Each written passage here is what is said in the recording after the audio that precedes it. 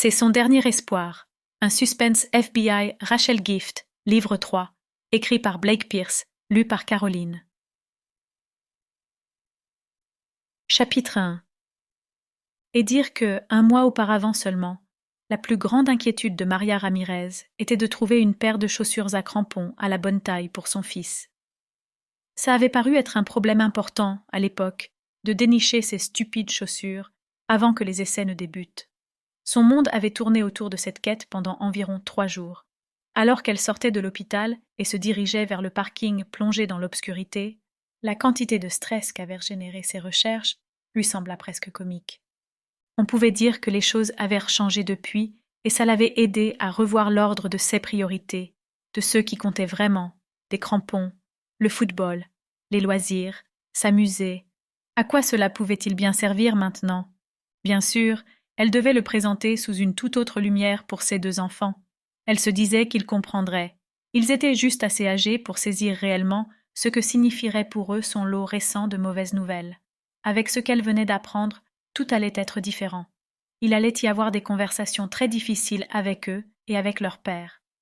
Maria et son ex-mari s'étaient parlé pendant 5 minutes, en tout et pour tout, au cours des 3 dernières années, mais ils allèrent devoir revoir ce score à la hausse maintenant. Elle sentait l'hôpital se dresser derrière elle, presque comme une maison hantée dans un mauvais film d'horreur. Les nouvelles qu'elle y avait reçues n'avaient pas été encourageantes, à vrai dire. Elles avaient été carrément mauvaises. Mais elle choisissait de ne pas les laisser la ronger. Elle choisissait d'essayer de s'en servir comme d'un moyen pour nouer un lien avec ses enfants, pour leur montrer qu'il y avait plus important dans la vie que les chaussures à crampons, ou que le fait d'avoir une nouvelle Xbox parce que l'ancienne était tombée en panne.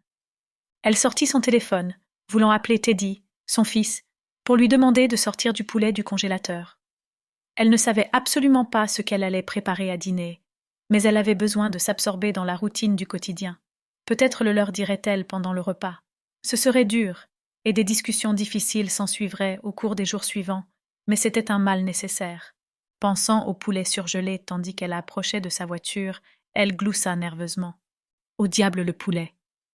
Maria se disait qu'au vu des nouvelles qu'elle venait de recevoir, elle pouvait se permettre de ne pas cuisiner pour une fois. Et puis, les enfants réclamèrent de manger chinois depuis 2 semaines maintenant. Peut-être pouvait-elle leur faire plaisir pour adoucir l'impact de la bombe qu'elle allait lâcher. Alors qu'elle s'arrêtait à côté de sa voiture, son téléphone en main, elle chercha le numéro de leur restaurant chinois préféré. Avant d'appuyer sur « Appeler », elle essaya de se souvenir du plat au nom étrange que son fils aimait tant. « Mouchou » quelque chose au porc, marmonna-t-elle. Les yeux toujours rivés à l'écran, elle remarqua à peine la silhouette qui se précipitait vers l'avant de sa voiture. L'espace d'un instant très étrange, elle crut qu'il s'agissait d'un fantôme, silhouette informe qui se déplaçait dans la nuit. Mais ensuite, elle comprit que c'était simplement parce que la personne était vêtue entièrement de noir. Elle vit la forme d'une capuche sur sa tête, mais c'était tout. Avant que Maria n'ait le temps d'analyser quoi que ce soit d'autre, une douleur atroce et aveuglante lui lacéra le ventre. Elle ouvrit la bouche pour hurler, mais ne put prendre son souffle. La silhouette, déjà sombre, semblait s'assombrir de plus en plus à mesure que la douleur se répandait. Poignardée, j'ai été poignardée. Ce fait lui apparut brutalement au moment où la lame fut retirée. Maria s'effondra contre sa voiture, essayant d'inspirer tout en cherchant à bien voir son agresseur.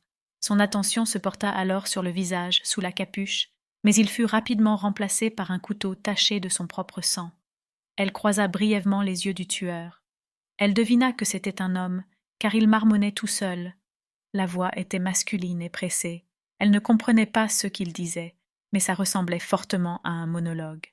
« Si je veux que ce soit fait, et rapidement, il y a qu'à le faire et… » L'étrangeté de ses paroles la déconcentra assez longtemps pour qu'elle ne voie pas la lame qui s'abattit en travers de sa gorge en un coup féroce.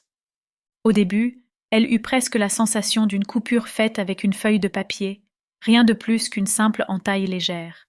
Mais ensuite, ce fut comme si son cou avait été ouvert d'un bout à l'autre, et la dernière chose que Maria Ramirez ressentit avant de glisser au sol fut son sang, chaud, jaillissant librement, cascadant sur sa poitrine.